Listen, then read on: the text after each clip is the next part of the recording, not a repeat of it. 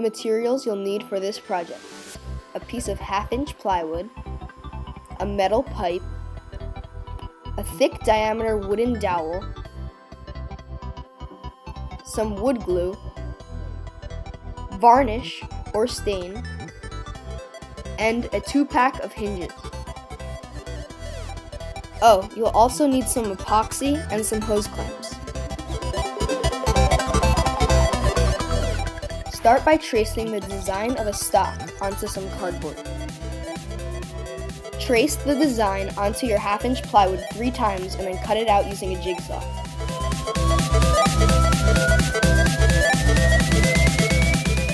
Here's what they look like after that's done. Then glue the 3 pieces together using wood glue. After that, make sure to clamp them up to ensure the bond is good.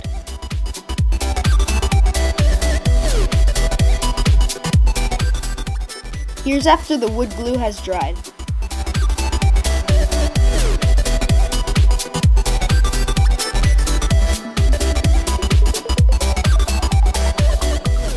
Then begin to even out the sides using a rasp.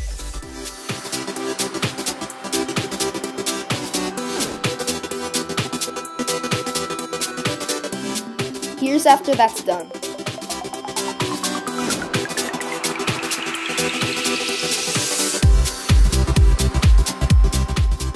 Then use a rasp to round the edges.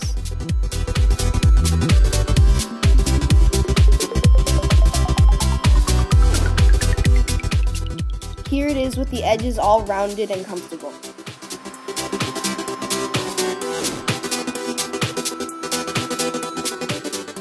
Then fill in a rectangle at the tip. This should be the same diameter as the metal pipe you're using for the barrel.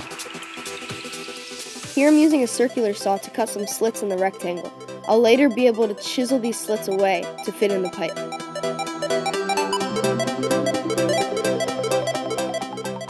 Make sure the slits are only about 1 centimeter or 2 deep. This is what it looks like after that's done. Then chisel out all the wood in between the slits to leave a good space for the pipe to fit in.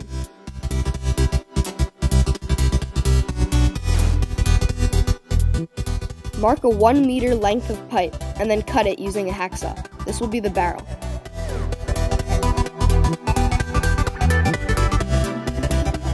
It should fit snugly like this.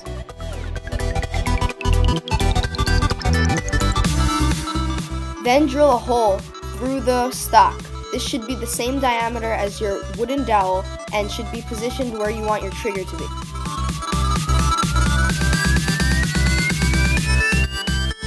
Trace 2 small rectangles onto some plywood and then cut them out using a scroll saw. Then glue them together using epoxy or wood glue. Here's what it looks like. Then clean up the sides.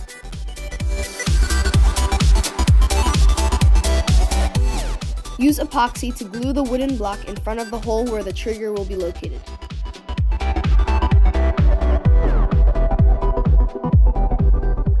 Just like this. Then use a rasp to round the edges and taper it off.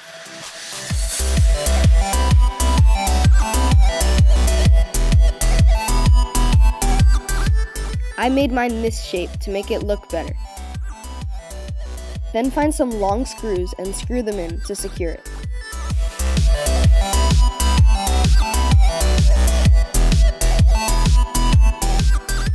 I then filed the heads down flush, but you don't need to do this.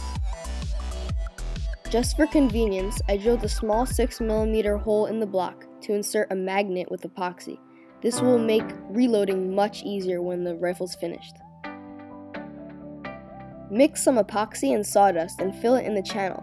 Then insert the tube and clamp it down while the glue hardens. Here's 24 hours later when the epoxy is fully hardened.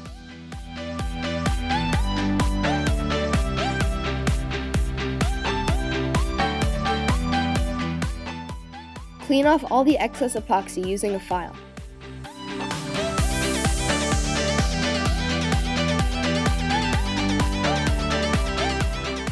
Like this.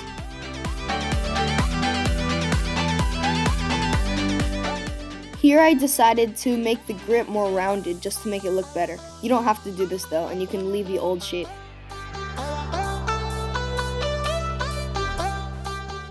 I then decided to add another barrel to make it look like a double-barreled shotgun. So just drill a hole under the first barrel and then insert a second barrel of the same length. Be sure to glue the second barrel in with epoxy too. Then use metal files to remove all the deep scratches from the stock. Here's what the gun looks like after that's all done.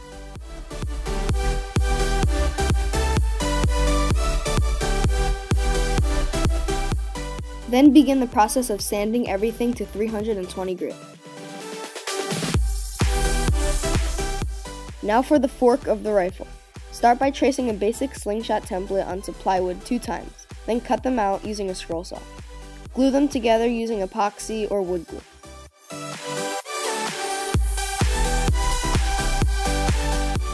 Here's what the 2 pieces look like glued together. Then rasp the sides flush. And round the edges too. Here's after that's done.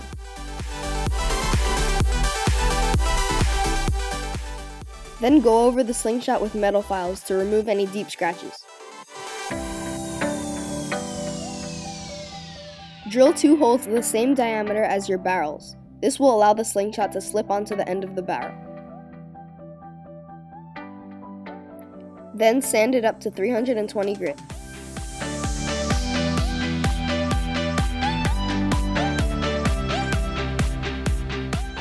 Now for the last component on this gun, the trigger mechanism.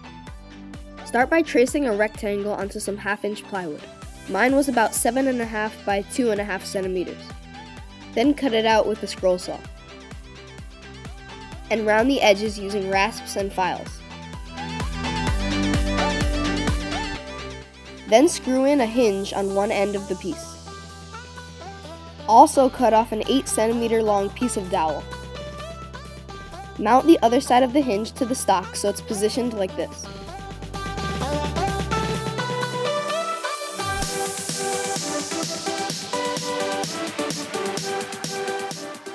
Now all the parts are completed and the slingshot rifle is ready to be stained.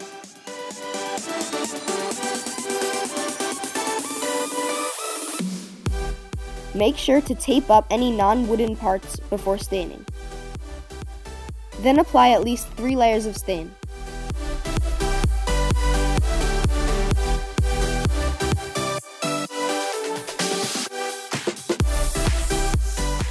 Here's what it looks like after all the parts are stained.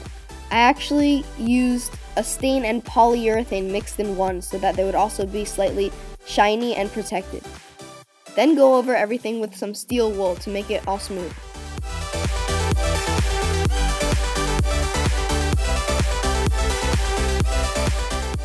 Now it's time to permanently assemble all the pieces.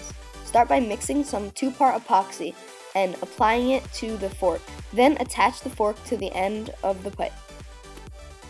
Also be sure to assemble the trigger mechanism by screwing the hinge back into the stock. Now in order to add the hose clamps, which prevent the barrel from slipping out, I first drilled some very thin slots right below the barrel.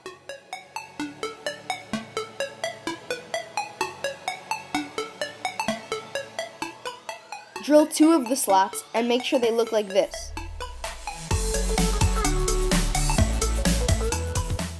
Then attach the hose clamps and tighten them down. Now the length of my bands are about 18 centimeters, but the way to calculate your own is to divide your draw length by 5, and that will give you an adequate band length. Mine also taper from 7 centimeters to 5.5 centimeters.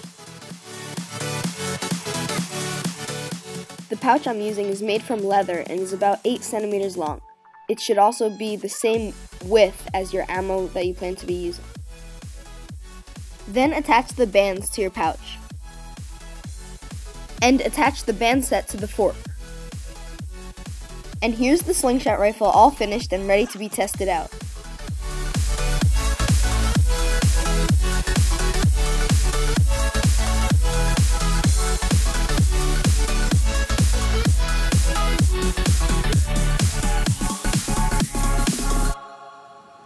To load it, place your feet on the forks and put a steel ball on the magnet. Then pull the bands up over the ball and push up on the trigger to shoot.